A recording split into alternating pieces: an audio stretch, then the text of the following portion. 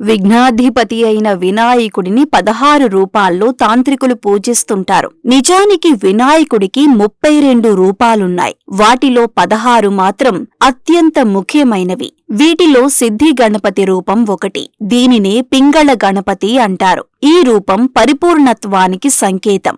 బంగారు వర్ణంలో శోభాయమానంగా ఉండే సిద్ధి గణపతిని సేవిస్తే ప్రారంభించిన పనుల్లో అపజయం ఉండదు.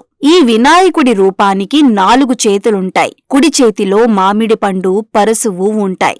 ఎడమ చేతిలో పూలగుత్తి, చెరుకు గడలు ధరించి తొండంతో నువ్వుల కుడుములు పట్టుకుని దర్శనమిస్తాడు. సిద్ధి గణపతికి అష్టసిద్ధులను ప్రసాదించే శక్తి ఉంది.